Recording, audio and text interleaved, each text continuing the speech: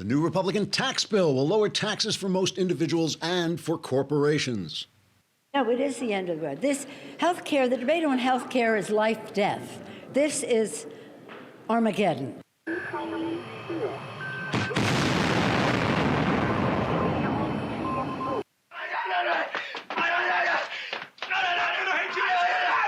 I'm hysterical. I'm having... After the universal devastation brought on by our leaving the Paris Accord and the end of net neutrality, only the smoking ruins of a once bright and beautiful Earth remained. But now with the tax bill, those smoking ruins have now been reduced to the smoking ruins of smoking ruins, in which even the dead have died and also will be paying lower taxes. But wait, out of the silent wreckage of humanity's self-destructive madness, a distant sound is heard, as of one rising from the post-apocalyptic deeps of unimaginable blackness. As the sound grows louder, a thrill of hope runs through the shattered remnants of what once was life on Earth. It's here. We're going to win with military. We're going to win with health care and for our veterans. We're going to win with every single facet. My,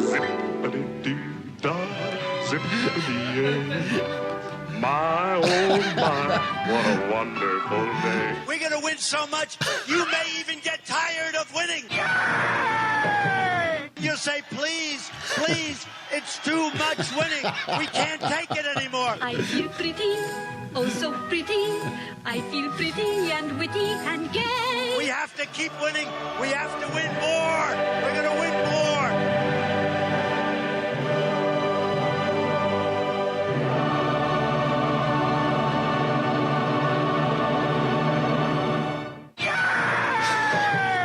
Trigger warning! I'm Andrew Klavan, and this is The Andrew Klavan Show.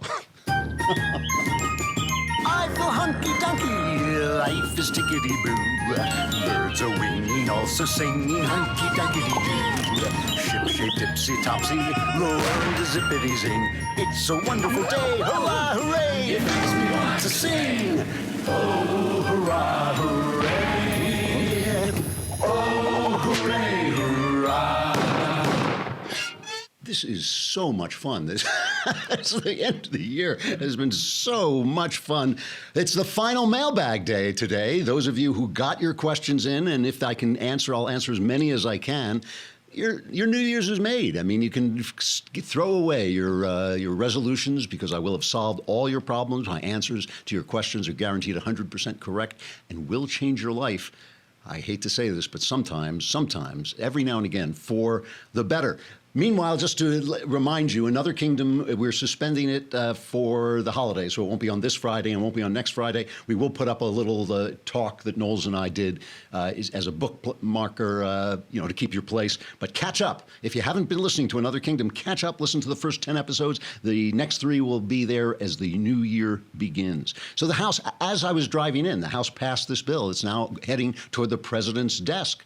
They had this kind of thing where the Senate the House passed it, and then they found a glitch, so it couldn't be passed through reconciliation. So the Senate passed it, and then the House had to pass it again, and now the House has passed it again, and they did it.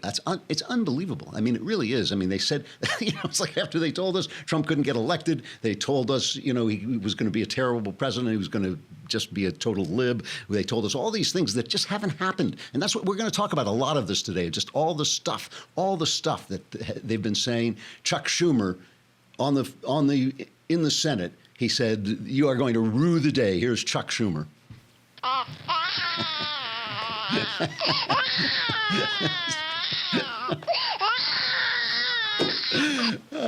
He's crying, Chuck. He's crying now, but he's got a lot to cry about. Here he is for real. They will rue the day they did it. Given the bill's substance, it's no surprise they're in such a rush. 11th hour backroom deals have managed to only make their bill even worse. They don't want people. Folks, they don't want to discuss it. They don't want to have sunlight shed on it. They don't want anyone to know what's in it.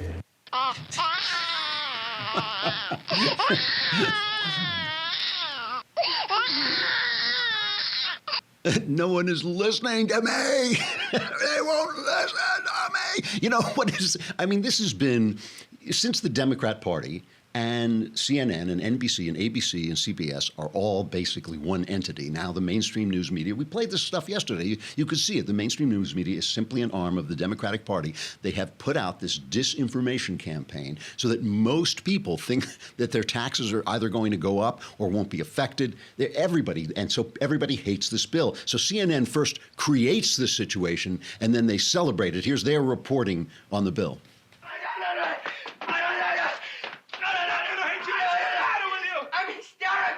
I'm having hysterics. I'm hysterical.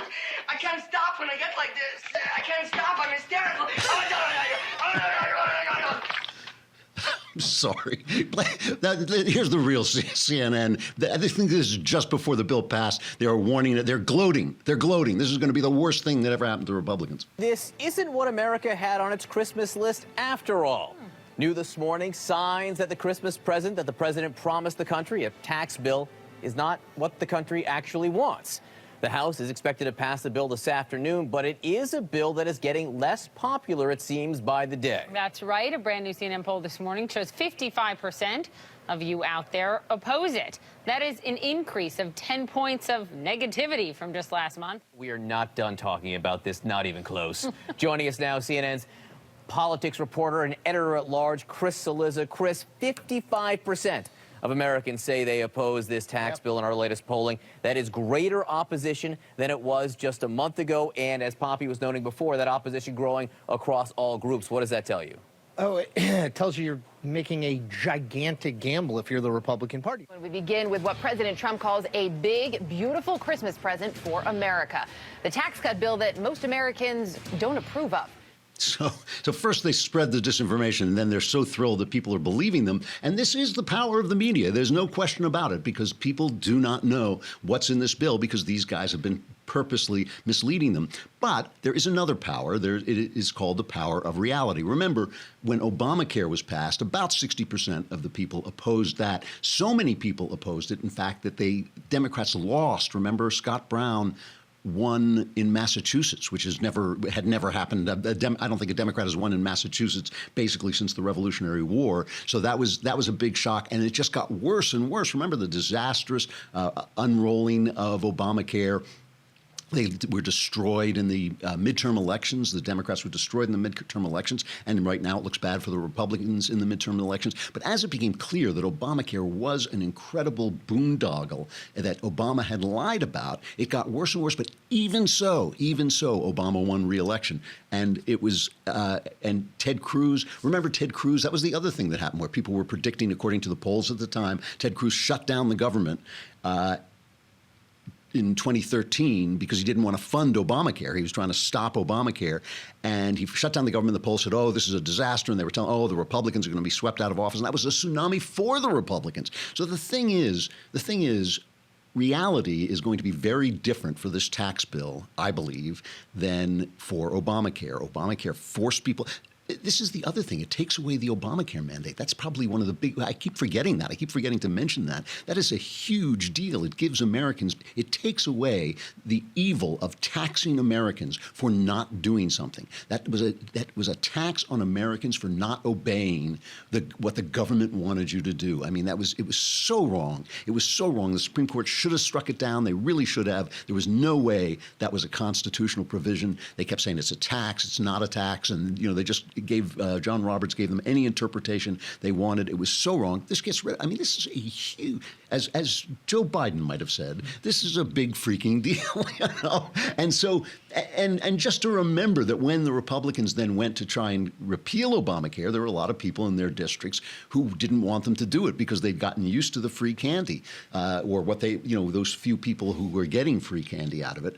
And so, once the economy takes off, as I believe it will, it already has. I think they already have upgraded the last quarter to 4%. Once that happens, I think this is just going to change. I think this scenario is going to change. And here's what I want to know.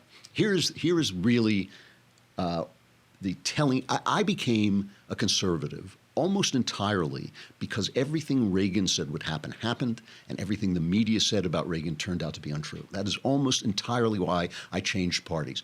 When the Berlin Wall fell down, there was simply no doubt in my mind that it was Ronald Reagan, the dumb actor who I just believed that. I believed he was a dumb actor, a warmonger. He was destroying the world. Same kind of panic was being sold both by the left and by the right. Even the people on the right were making fun of Reagan for his stupidity and his simplicity and his optimism and his sunny. All that stuff came under attack from the guys at National Review, and it came under attack by conservatives. Ronald Reagan said to his Secretary of State, he said, we're going to win the Cold War.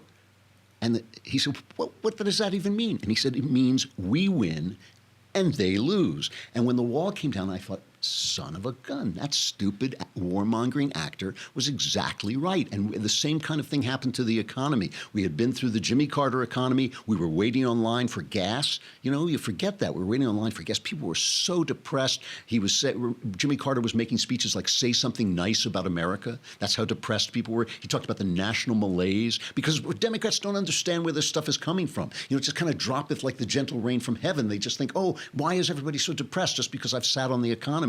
They keep telling you, it's the new normal. You always hear this from the Democrats. It's the new normal. It's 1%, 2% growth that we got under Obama. It's the new normal. It's not the new normal. It had to do with the fact that he chased all this money out of the country, that the regulations, businesses couldn't depend on the regulations.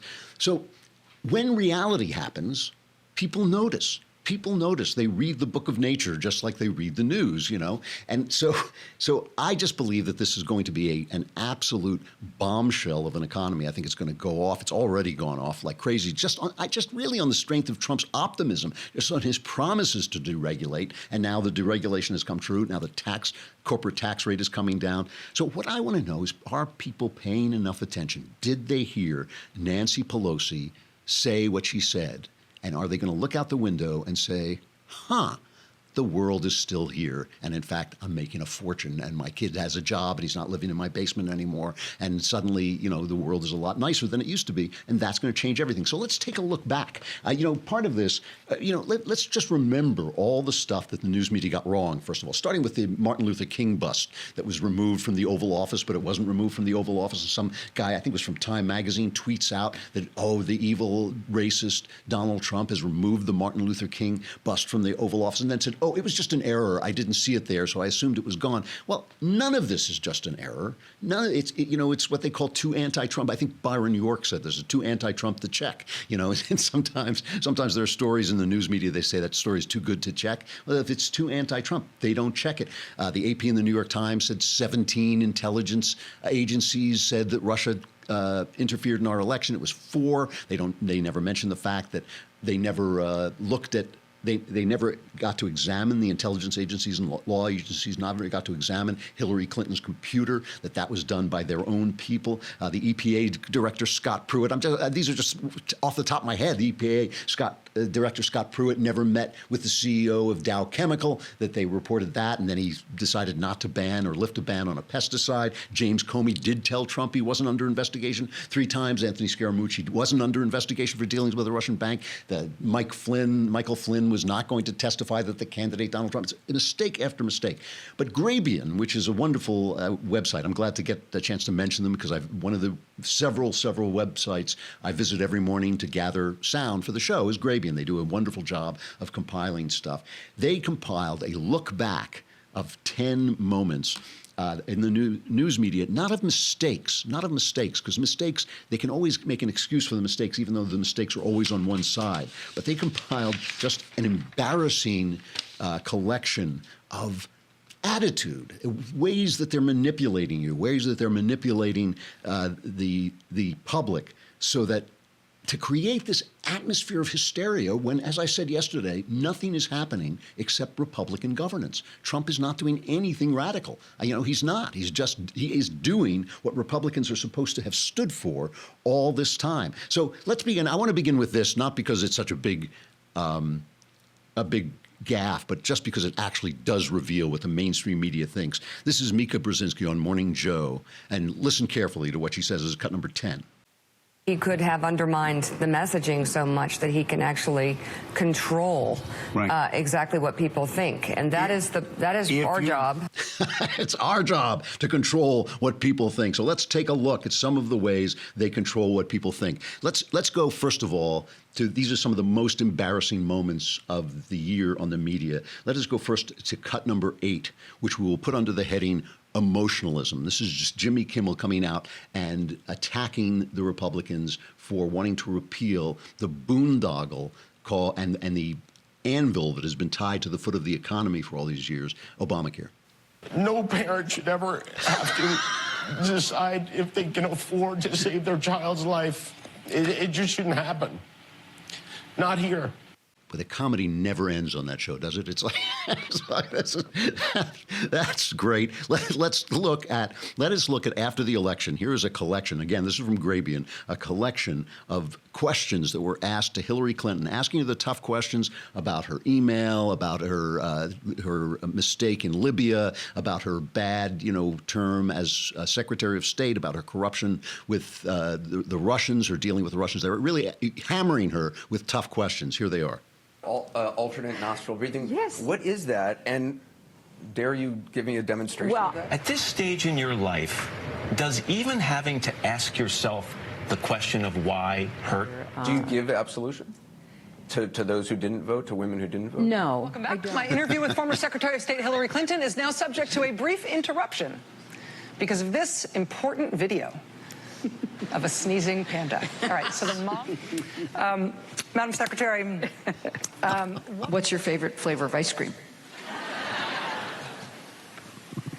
Oh, the hard questions. How did you get out of bed in the morning? Because I did not run for president, and I could barely do it. Well, cheers. It's unbelievable. It is unbelievable. And the whole thing about Donald Trump, their attacks on him as a moral person, which I think are actually legitimate, they keep blanking out the fact that they were voting for Hillary Clinton. That was the choice we had, and there's just no taking that out of the equation. There was no taking it out of the equation that when you're talking about who we voted for, we were choosing between Donald Trump, who has done a lot of things that are questionable, his treatment of women and so on, the way he has lowered the tone of conversation, all of that. I'll accept all of those charges. But he was running against a crook. He was running against an incompetent. He was running against a woman who stood in front of the bodies of dead Americans and lied to the American public about how they got that way after Benghazi. She's an absolute gangster. And there he is, Stephen Colbert toasting her away. I mean, you can never forget that. Whenever my liberal friends come after me about who Donald Trump is, I acknowledge a lot of it. I think he's rude. I think he has brought down the conversation. I think he does things that, he hasn't got a feel sometimes for what a president should say, but he's doing a great job. He has done a great job at the presidency. And if he is not the highlight of, if he's not Abraham Lincoln, listen, I wish Abraham Lincoln were running against George Washington. That's what I wish. I wish that I had been able to say, wow, I don't know which of these guys is greater. I got to really work on this. Which of these guys are greater? We're not living in that time anymore. Them days is gone. And am I sad about it? Yeah, but come on. This is it. This is the only life you got. I'm not going to sit around and stab myself over the fact that the president is rude, especially when he's doing the terrific job he's doing. Let's look a little bit more of these Grabian clips. This is a great one. This is cut number 6. This is the absolute craziness of the Trump hate in the media. When you have a president with absolutely no morals, who's a bully, who acts like a bigot and a racist, and is a sexist and a sexual harasser. Donald Trump staged a hostile takeover of the Republican Party on the right, and now we are where we are, which outside of the Civil War, World War II, and including 9/11, this may be the most cataclysmic event the country's ever seen. I'm hysterical. I'm having hysterics. I'm hysterical. I can't stop when I get like this. I can't stop. I'm hysterical. Okay, I may have added that last one, but the rest of them, that was Mark Halperin, serial sexual abuser, alleged sexual abuser Mark Halperin, saying that, with World War II, He did say that, right? I did hear him say that. With World War II, that Trump was one of the great cataclysms. The election of a Republican president, which is all he's turned out to be. I mean, Ann Coulter is angry at him because not a foot of the wall has been built. The influx of illegal immigrants has virtually stopped. So, we don't even, the wall as a symbol, I guess it remains. He promised a wall. I guess he has to build something that looks like a wall at some point. But, you're still complaining about that when all these victories, and I'm not even going to go through them again, all these victories for conservatives, it has been an amazing year. I was on the radio in Chicago yesterday. This is kind of funny. I go on this wonderful show, and I think it's Dan and Amy, and I talk to them. Every couple of weeks, they call me up. It's a morning radio show in Chicago. And it's usually kind of a love fest because we kind of agree on virtually everything. And they've read my book, The Great Good Thing, and they really like it. But the male host was out, and this guy, Sean, was stepped in for him just before I went in. The producer said, so it's Sean today. You want to say Sean and Amy. So I said, fine. And I went on the air, and they asked me about this article I'd written about how Trump had made the government more moral. I've talked about that on the show. And Sean just went off on me and started yelling at me about all the things he hasn't done. And I said, Sean, it's been a year of the presidency. You could take any president from George Washington on and talk about the things that he hasn't done, but the things that he has done have been amazing. All right, so let's move on to this. This is another favorite of mine. This is number 5 from Grabian. This is the media begging for Trump to be impeached. That this could lead down the road to impeachment, but we weren't anywhere near that yet. Does this breaking news tonight change your view on that? Are we getting closer and closer to the possibility of yet another impeachment process? So in terms of impeachment, are you taking action, working with Republicans, or doing anything that would actually move that agenda forward? Do you harbor any hopes that you will find a conservative legal mind to match your desire to proceed with impeachment? Are you suggesting that President Trump should face impeachment?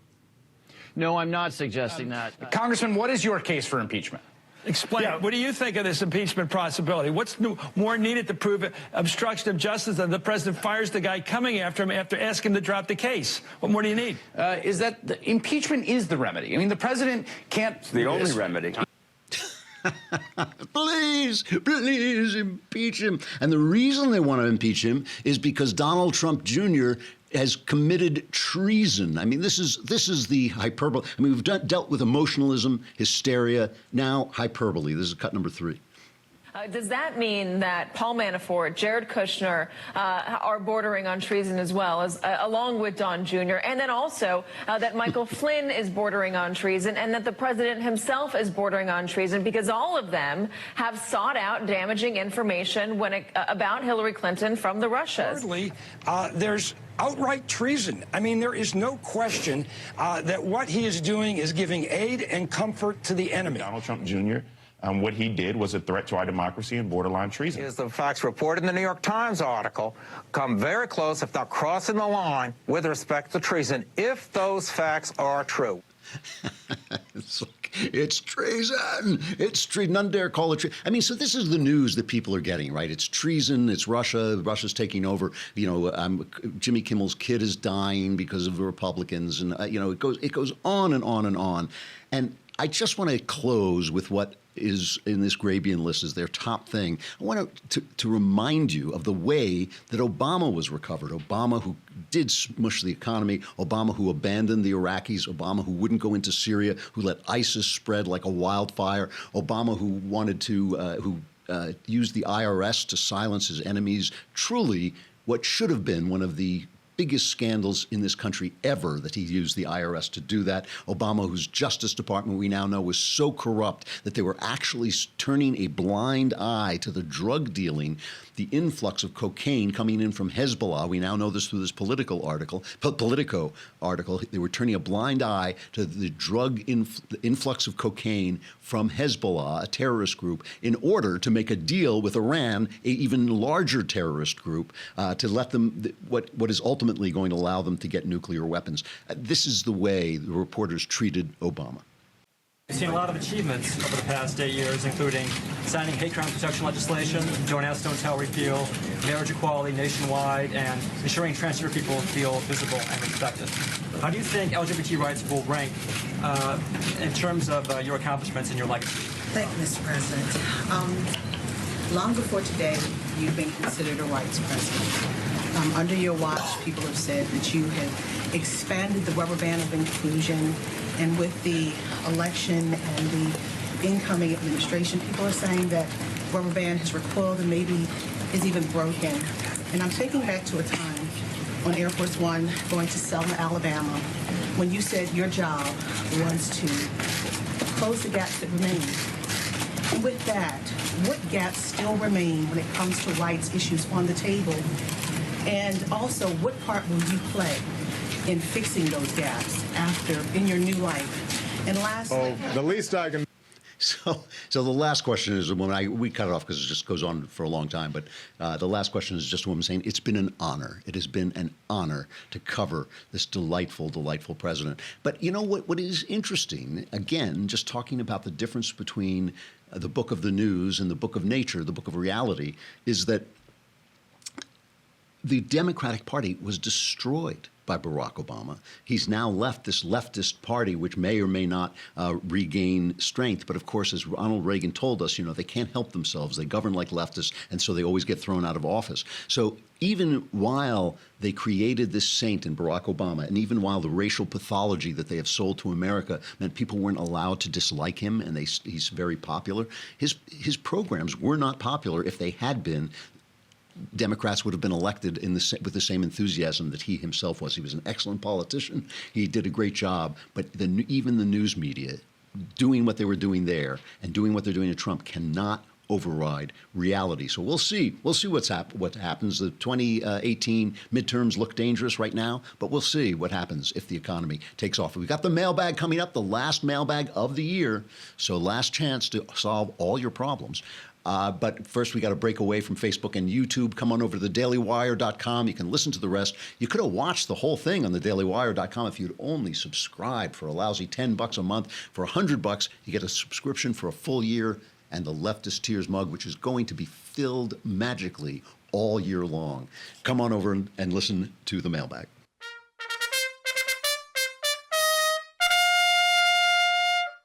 All right, the mailbag.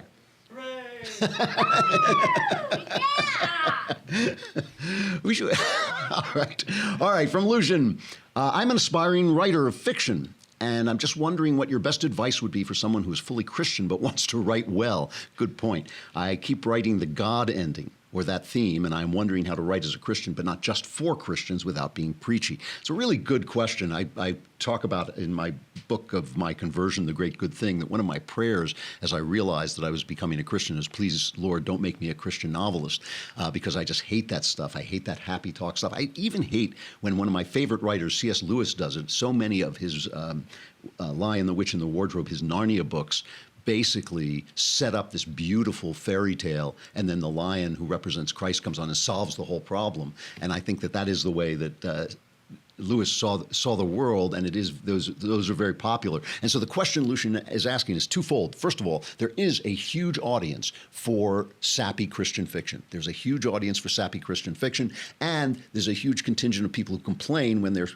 Christian fiction isn't sappy enough, when it contains real words that people use, when it contains real evil, when people get away with evil as they do in real life, when bad things happen to good people, all those things that are part of the world as God governs it, the real world that God governs. But if you want to be a good writer, that's where you have to go. You have to go against the audience that's demanding sappiness and let them look for other writers. The way to do this is twofold. In fact, it's in keeping with the theme we've been talking about all day. You've got to read the book of nature. You've got to observe how life actually works, and observe the fact that God doesn't always come to people, that people, that God doesn't always save people from the pains of life. People die young.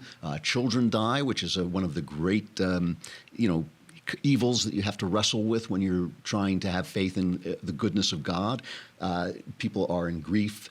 God is comforting. God will make you whole. God will heal you. He will give you joy even in grief.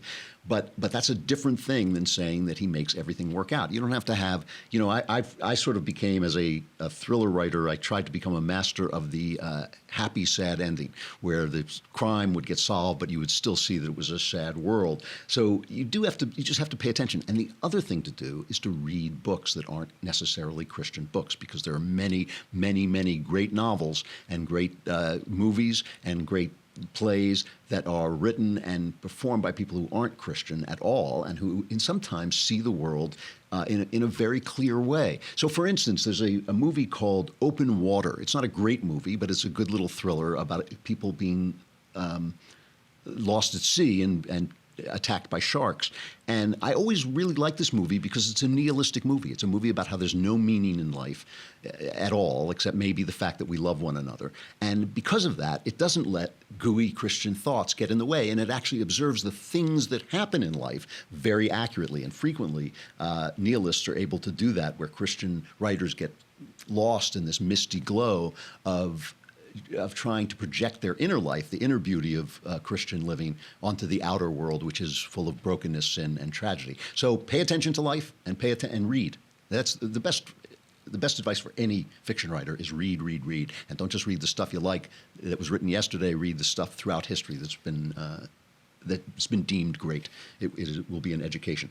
From Kyle, I am a dear bastion of conservative morality. Oh boy, I hate to get that tag. I'm not sure I'm putting that on my business card. I'm a 21-year-old male that many people say acts much older than I am. I hold myself to a high moral standard. I have 2 college degrees, a career as a paramedic. My question is something I've been grappling with for a while now. I'm in love with a lady that I've been with for almost 2 years. Throughout that relationship, she cheated on me, lied to me several times, broke up with me. After nearly 6 months of being apart, I started seeing her again. But since then, she has still held on to the belief of wanting to remain single and act her age. I have tried to help her through her issues, including recent criminal drug charges, and explain to her that there is no value in acting like a kid. She does not take this advice or like the advice. She wants to experience things so she can grow up at her own pace. It's been very painful to me, and though I am able to be faithful to her, because I've always been monogamous, I still can't help but feel that I'm being taken advantage of and maybe missing more promising opportunities in attempts to help her and be with her. I ask you for your advice, as I do love her, but being with her is more painful than I think love should be. Here's my advice: dump her. Be a man. This is a masochistic relationship you're in. This is a woman who's never going to be anything but a liar. If you dump her, she's going to come back and beg to be taken back, I'll bet. Don't take her back. This is time for you to move on. Put your big boy pants on. Get rid of her. She's just trouble. She's a self-destructive person, and you are being self-destructive by being with her. There are plenty of good women out there who will help you in your life and help you move forward. They will have troubles. You'll have to help them through, but they won't be the troubles of cheating on you and lying to you and taking drugs. That's never going to work. That is never going to work. She may reform. She may pretend to reform. You haven't got time. You've only got your life. Go get yourself another girlfriend. I'm telling you, this is manhood time. This is what a man has to do sometimes. We all fall in love with people who are bad for us. You'll fall in love with somebody else who's good for you. Do it. That's my advice. All right. From Tiffany, what advice would you give to an atheist who honestly wants to find God, if he's there? I was raised Christian, but never really believed in any of it. However, I've recently been drawn to conservative views and the idea of a higher power. I saw a few minutes of an interview you did on the Rubin Report and thought you might have some words of wisdom to shine a light on my situation. I do have some words of wisdom. First of all, let me sell you my book, because I think I'd be a fool not to, but also a lot of people have found it helpful. It's called The Great Good Thing: A Secular Jew Comes to Faith in Christ, and it charts my conversion, which is not a conversion through some kind of miraculous light, but is a conversion through reason, essentially, and through beauty, through truth and beauty. And so I think that's why it helps a lot of people who aren't helped by more preachy books. But there are other great books, too, of course, like Mere Christianity by C.S. Lewis. And those are all things that you should be reading if you want to get in touch with God. But the most important thing to do with God, to get in touch with God, is get in touch with God. His lines are open. He will answer your call. Pray to him. I have a video somewhere that I think you can still find on YouTube called Find God in 60 Days. And it talks about how to pray. And it's a jokey video, but it's serious too, which is that I talk about every day, every single day, get yourself alone so you can speak out loud and pray to God for 10 minutes if you've got the time, 10, 15 minutes. Talk to him out loud. And the reason I say out loud is when you speak out loud, you finish your sentences and your ideas don't trail off and you don't go off into some kind of fantasy world of your own. You are directed to be in conversation. God will answer you. This is the Andrew Klavan guarantee. If God doesn't answer you, I will give you your afterlife back. You know, I will give you your meaningless life back. He will answer you, and do that. You know, I recommend doing it for 60 days, but do it for as long as it works for you. He will talk to you, and I think you should be reading the Bible, especially the Gospels. I think you should be reading books like C.S. Lewis's book, and I do recommend mine with a whole heart. You know, I don't feel bad about doing that. But while you're doing that, you should also be talking to God. I mean, the Bible is a way of knowing God so you don't mistake God for your father who might not have been that nice to you, and you start to think, well, that God's going to be like that. The gospel is a good way of finding out who God really is through Christ. And while you're doing it, talk to him, and you will see. He will answer you. You will find amazing things happen. Truly amazing things. You will go to bed with a question and wake up with an answer. All kinds of things will happen to you, and it will be a worthwhile experience. Try it. All right. Let's see. I have time for a couple more. From Anthony, my girlfriend and I have been dating for 3 years now and are getting to the part of our relationship where we're discussing marriage. The one big thing is in the back of our minds, that is, I'm Christian and she's Jewish. I've studied the faith and I'm a firm believer in the Bible. She, however, knows very little about Judaism but keeps it as a heritage thing rather than a religion.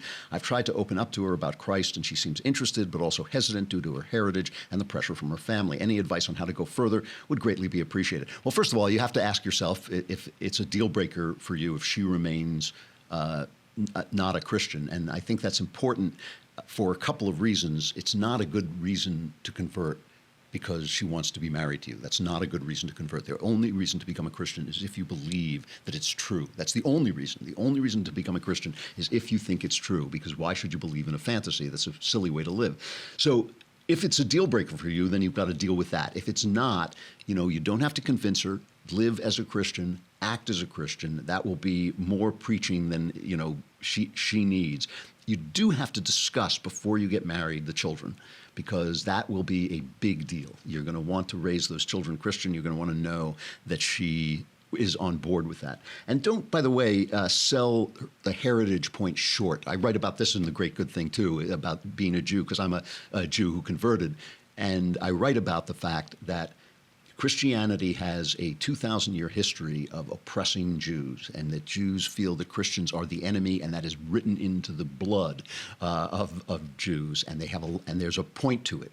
Obviously, in America, the Christian church is one of the best friends the Jews have ever had anywhere, but it takes a long time for those thousands of years of accrued history and accrued oppression to be washed away by the good behavior of most Christians in America today. So, you can't really take that away. I mean, like, people, when I converted and I told a Jewish friend that I'd been baptized, and his first words to me were, "They'll still kill you. They'll still kill you." That was the first words out of his mouth. Not congratulations, not, "Oh, that's interesting," but "they'll still kill you." So that goes very deep. But discuss the children and discuss with yourself whether that's a deal breaker, because you shouldn't be converting her in order to marry her. You should only convert if she's convinced, and you shouldn't spend a lot of time berating her and preaching to her about this. I want to find the one that I said I was going to deal with. Let me just see if I've got it here. Yes, here it is. From Dylan, "Dear all-knowing Klavan, love your show. I've been happily married for about 1.5 years to my amazing and loving wife." Good on you, pal. However, in regards to my in-laws, there's a lot of conflict. My wife has confessed to me while we were dating that her brother is gay, and recently that her younger sister is following transgenderism and now identifies as a boy. As a Christian, I continue to treat both of them with the utmost respect and love them as Christ has called us all to love. The problem, however, is I'm afraid of exposing my future children and trying to explain what it means. I don't want them to choose that lifestyle at a young age. My wife and I have established wanting to raise our children based on Christian principles, yet I don't know how to one day talk to my future kids about my in-laws being gay and transgender. It's been an issue I've been praying about, and I don't know how to go about it. What should I do? Well, first of all, Dylan, I'm really glad that you're treating them with love and respect. It is what I believe Christ would want you to do. It is not for you to judge where they stand with God at all. But I do understand where you're coming from. The other thing about this is they're going to meet. in their lives, gay people and transgender people. And so this is your opportunity to help them to meet those people with love and understanding, but not necessarily to find it seductive or appealing. I mean, look, if you raise them in a happy home where you treat your wife with respect and she treats you with respect and you treat God with respect, and they are going to take your principles seriously. Now, you know, I don't know. I believe that most gay people are gay genetically. I believe that that's true. The transgender thing seems to me a little bit more of a girl who thinks she's a boy who thinks she's a girl is by definition deluded because she's not a girl. So that to me seems to me more of a delusion. But the point is, you want them to come to the place that you're at, which is that you treat these people with love and respect, but you feel that the Christian path leads another way. And I think that this is your opportunity to teach them that in the close quarters. I mean, of course you're worried about it, but they're going to make much worse things than that. They're going to find much more evil in the world than that, certainly. And they're going to meet more gay people, and you're just going to want to teach them your approach to this, which seems to me, you know, a really good approach. It's not mine. I don't necessarily share your attitude about this, but at least you're treating them with love and respect, and that's all anybody can ask of anybody. You have the right to your opinions, as I do to mine. Fair enough? Yes? Yeah. All right. Let me do one more here. Yeah, okay, here's a good one from Yago. Hey, Andrew, I'd make a comical title for your name, but it doesn't feel appropriate given the nature of my question. My dad, actually my stepfather, but he is and always will be my dad, is going through a difficult emotional period. I've seen him drinking and smoking a lot, and he's recently been subtly mentioning contemplating suicide. I've confronted him, told him to seek therapy or marriage counseling with my mom, but either he is too proud and stubborn or has given up entirely and refuses to take my advice or even acknowledges he needs help from a therapist. I can only have so many emotional and hard conversations with him that don't solve or change anything because no matter what I say, nothing gets through. I don't know what to do. There's a lot more I could say, but I need some advice. And if you could maybe give a few words for my dad, I think he could benefit from hearing what you went through during your darkest hour. Okay, well, first, let me say this to your dad, okay? To your dad, I would say this. When I went through my darkest hour, I was absolutely convinced that I was in the pit of hell. I was in the pit of deepest darkness. There was no way out. I was contemplating suicide. I was thinking of killing myself. I was inches away from the daylight. I was steps away from the daylight. Everything was about to change. Everything was about to turn around. My entire life since that moment has been a life of increasing joyfulness, even in grief, even in sometimes sorrow. You do not know where you are. Only God knows where you're standing. So if you're in despair, you might want to think about that. The other thing is, in your letter, this is to you, Yago, in your letter, you keep talking about what you're telling your father, but you never talk about what he is telling you or whether you're listening to him. And I wonder whether you're listening enough. I wonder whether you're just letting him talk. Really, the most important thing you can do for someone who is suicidal is listen to them. It's not tell them, give them advice. Advice can always be gotten around. In fact, it gets to be almost a game that people in despair play with you. They play this game of soliciting advice from you so they can tell you why it won't work. And that makes them feel in control, and that makes them feel powerful. Instead of doing that, why not just listen to him? Why not just hear what's hurting him and be there for him and tell him you love him and hear some and listen some more? The more you listen, the more you'll know, the more he'll have an outlet for it, and maybe he'll start to see where the trouble lies in ways that he doesn't see now. I mean, I feel that there's a lot of stuff you're not saying. Maybe you are listening, but if you're not, it's something that you should consider, that really just having someone there to be with you and love you and accept you and listen to you is the most important thing that anybody who is near despair can have. All right, we'll end it there. We're losing time. God, you know, I don't know about you guys. I'm already on vacation. I mean, am I the only person who feels like this? I realized at midnight last night, oh wait, you know, I still have to come in. So let's go to Tickety Boo News. I just wanted to point out. Oh, there it is. I want one of those flags. You know, Austin just draws it. He doesn't give me the flag. You know, I noticed this little story. The Food and Drug Administration it's really hard to get approval from the Food and Drug Administration. It always bugs me, for instance, when they have something that treats a fatal disease and they say it may be unsafe. And I think, you're already dying. Try the thing. So they're very obsessive about not giving approval. But they have approved a groundbreaking gene therapy that treats a rare form of blindness.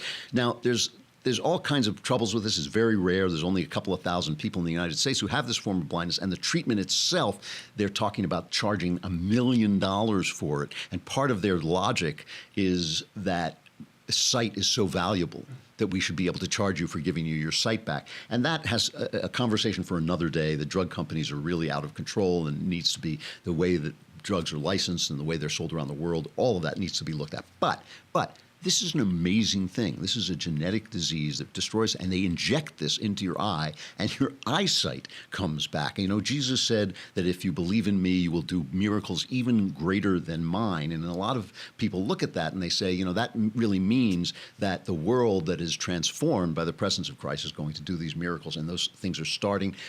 Just looking very quickly, because I'm out of time, but looking very quickly at some of the news this year that doesn't get reported. Researchers at MIT and UC Berkeley have figured out how to pull water out of the air. And this is water that has humidity as low as 20%. I mean, this is that's a revolutionary thing, in the same way that the the green revolution of the 60s and 70s made it possible for our population to grow and keep feeding people. This means that people in places where there's not enough water will have enough water. Harvard University scientists have figured out how to turn hydrogen, the lightest of all elements, into a metal. This is a feat that has been studied by researchers for nearly 100 years. It could revolutionize the world because the properties of metallic hydrogen could lead to faster supercomputers, levitating railways, and advances in energy that could literally power rocket ships deep into our solar system. I mean, this is amazing stuff. They've made huge steps in growing human organs in pigs and regenerating human organs, programming your body to regenerate human organs. Think of all our veterans who have lost limbs who might help by that. It's an amazing world. And of course, this one thing that I keep thinking about is they've got a smartphone heart monitor. I had to go and get scans the other day, which all turned out to be great, thank God. But it was amazing. It was amazing. I lay down on a table for a minute. A thing passed over me. It wasn't that thing where they stick your head in an oven, so you feel like you're suffocating. It was like this thing passed over me, and they said, "Yep, you're okay." You just think, "Wow, I'm glad I live in this world instead of the world where, like, they say, oh, by the way, you're dead. We didn't know anything was wrong with you, but now you're dead. Sorry." It's like, so remember all this as they're peddling all the hysteria and all the craziness and all the sadness and sorrow, and the world is ending because they cut your taxes, and the world is ending because of net neutrality, and the world is ending because we're out of the Paris Accord. The world's not ending, and it's actually getting a lot better. Tomorrow, the last show before the new year, and prepare for the Klavanless holidays. They are coming. I'm Andrew Klavan. This is the Andrew Klavan Show. We'll see you tomorrow.